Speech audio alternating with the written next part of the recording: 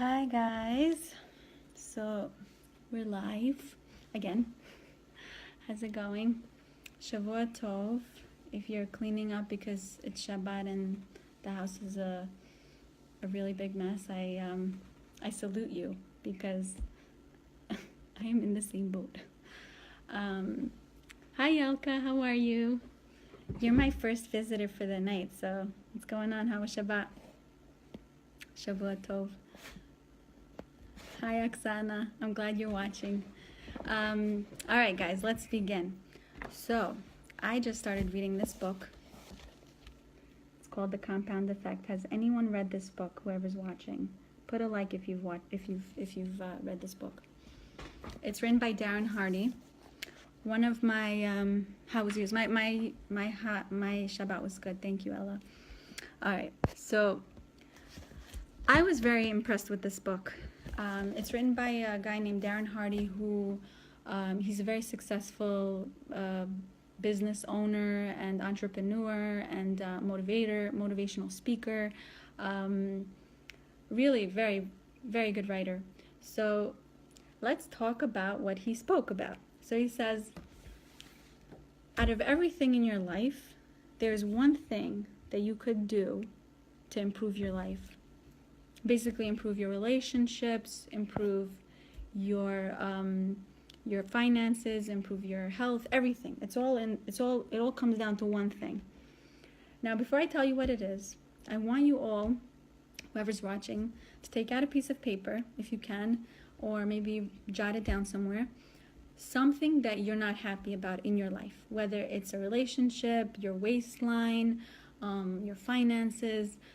Hi, Shira Devora. Hi, Marina. Whoever's watching, hi. Whatever it is, write down what you're not happy about and what you want to improve, okay? Because this book is all about self-improvement, which is my MO. You know that, guys. I want to do that, self-improvement. These classes, by the way, are as much for me as much for you as, but it's really for me, okay? That's what I'm trying to say. As much for me as it is for you, because I'm gaining exponentially more than you think I am. I totally learn from it, and I think I'm so grateful that I have this opportunity to do this and share, because I gain so much from it. So write down one thing that you want to improve on. Let's say it's a relationship. If I were to write this 3 months ago, I would probably write, my husband's not spending enough time with me, I'm not happy, I feel like we could be in a better place, he's not paying attention too much to me, let's say, something, right? And then ask this question. Where do you want to be? Where do you see yourself? If it was me, I would say I would want to see myself in a very happy relationship where we're spending time together, maybe we're holding hands, going out somewhere, doing something together. And now ask yourself, why aren't you doing these things? So if you would ask me this, I'll give you a moment, think why you're not doing these things, or why are you unhappy? What is it that's making you unhappy in this relationship? Let's say we're talking about a relationship as one example, but it could be anything. It could be your weight, whatever. Your work. If it was me, and when it was me 3 months ago, or maybe even longer, not 3 months ago, like maybe 6 months ago, I would write, I would have a list of things to write about, the things I'm not happy about with my husband, because it's not my fault. It's not my fault. I'm a great girl. I like to communicate. I'm fun, right? Just like all of the people watching here feel this way, I think. And the husband, right? Now the husband, he doesn't want, he's not doing, he's not paying attention. All these things, they're making us into a victim. We've categorized ourselves as the person who's reacting to the situation because of what's happening to us. We're just reacting to the situation that's around us. We're forced to respond to the things that we don't want happening, but they're happening. It's not our fault, and it's their fault. It's pointing the finger. And so ask me now if I'm a lot of people are liking that, okay, or maybe it's just one person who really feels that way. I don't know. But okay, I can't see the name of who's liking or loving that. Thank you. Okay, so here's the thing. This is what this author is writing about, and I've so connected to what he's saying because I've lived that life that he's describing. I stopped pointing a finger, and I just said, you know what? I just need to work on myself. because for whatever thing that happens, I can't change him. I can't. No matter, all you women watching, you cannot change your husband, okay? I know you want him to be healthier. Maybe you don't want him to smoke or drink. Maybe you want him to come home on time after work. Or maybe you want him to compliment you or treat you better. Or, I don't know, you could think of all the things you don't like. You can't change them. I mean, I've only been married 13 years, but I know people have been married longer. We cannot change anybody, but one person, ourselves. This is so crucial. Once you recognize you have the power to change it, you actually do have that power to change yourself. Once you realize you have the power to change yourself, everybody else doesn't matter anymore. Because anyways, why would you waste your time confronting that person and saying, you're not doing enough, you're not contributing enough, I'm doing everything in this relationship. Step back and say, what am I doing wrong? Look at yourself. It's hard. It's very hard because you have to humble yourself to say, I'm not perfect. And in many cases, we feel like we're very much closer to perfection than our partner, right? Because we really are sometimes. We have better hygiene. We're much more talkative and friendly in general, women. Nothing against the guys, but you know what I'm talking about. We pay more attention to a lot of things. We need to look at ourselves. There's no one else we can change. Every decision you make either puts you closer to your ideal or away from that. And in every relationship, it does the same. In your weight, it's the same. In your finances, it's the same. Everywhere, it's the same. It's all a matter of you either getting a little closer or a little bit further away. So in these small imperceptible changes that you're making, you're focusing on being conscious of that change. That's called the compound effect. And he describes it as this. Small, let me say it clearly, hold on.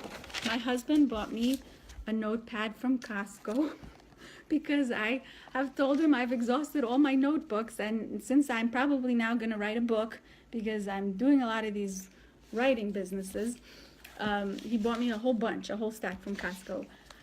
Okay, so the compound effect. Small, tiny, seemingly insignificant steps completed consistently over time will create a radical difference. And he gives this as an example. If someone offered you 1 penny, that doubles its value, doubles. So it becomes 1 penny to 2 pennies to 4 pennies to 8 pennies, like that. In 31 days, for 31 days it compounds. Or somebody's offering you $3 million up front. Which one would you choose? The one that's doubling up in price, starting with 1 penny for 31 days, or the one up front? What do you guys, what would you choose? Up front, the 3 mil? Who wants to buy a house in Maui? Or the 1 penny? So I would choose the $3 million.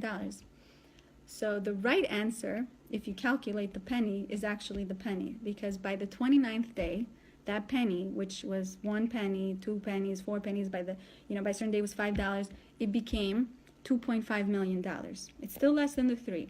But by day 30, it becomes 5 million. And by day 31, it's a whopping 10 and something million. So now the change is really different, right? How did it start? It started 1 penny. Slowly, because that trajectory started to change upwards. The same thing with our behavior. Small changes over time lead to radical differences. And these changes start with you. If you want to see a relationship difference with your spouse, take out a notebook, okay? Write down every day. This is your challenge, guys. I'm doing these challenges now. I don't know if you caught on, but this is a challenge, and I want you to do it if you want to work on, specifically, let's talk about the relationship, okay? Write down every day at the end of the day things he did right. I know, I said something really radical. Things your spouse did right, okay? 1 or 2 things. Just start small, okay? Don't go crazy. If you can say more, that'll be great.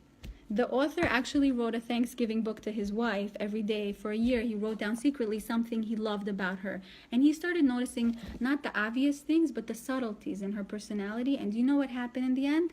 He gave it to her after 1 year, because he wrote it every day, because he decided he wants to do it. And she broke down in tears, and she was so grateful. She said it was the best gift, more than the BMW he gave her. He's very rich, apparently. For her birthday, he gave her a BMW. He gave her this, and she was so like touched. And he said, you know who was affected the most by this? He was. Why? Because he started looking at her differently and seeing different in her. He started to notice good qualities in her more, and he loved her more because of it. And he says his relationship improved dramatically. And he actually had a friend who told him, I'm not happy with my wife. I don't like her. She's not doing enough. I'm not happy with her. And he said, she's a great, like, what's the big deal? You guys should be happy. And he says, no, I'm not happy with her. He says, you know what I did? I think you should try it. So he did it. He says within 3 months, this guy's life totally changed when he started writing down good qualities about his partner. This is a very doable thing. We can change the way we think about our partner. We don't even realize half the time that we are so aggressive and negative, and we're eliciting all that negativity out of him as well. And in life, and you could be doing this with your boss, and doing this with your finances, doing this with everything in your life.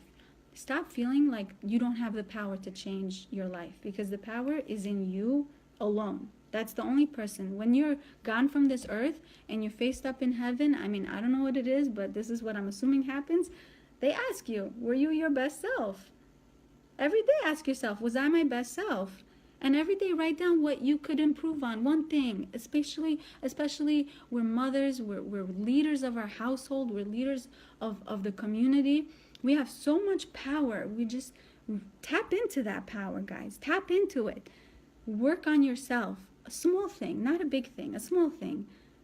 If it's the relationship, write down something you want to improve. If it's, he gave a few examples. Oh, I want to ask you this. He asked this question. Am I talking too much? Hold on. How many minutes am I talking already? I don't know. How many minutes is this? I can't tell. Okay, whatever. I'm just going to say this thing and then I'm going to hang up. Hold on. 1 second. Okay, so at 18 years old, this guy went to a seminar and he was asked, and the speaker asks, what percentage of shared responsibility do you have in making a relationship work? So he's asking everybody,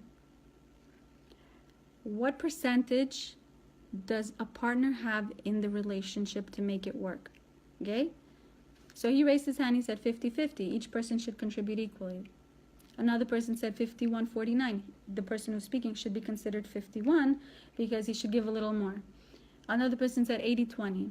He said, no, you're all wrong. Guys, what do you think it is? Okay? I'm going to tell it to you right now.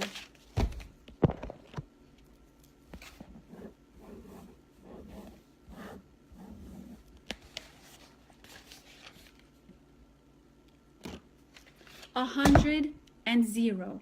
Okay? Do you know who the 100 belongs to? To you, not to your spouse.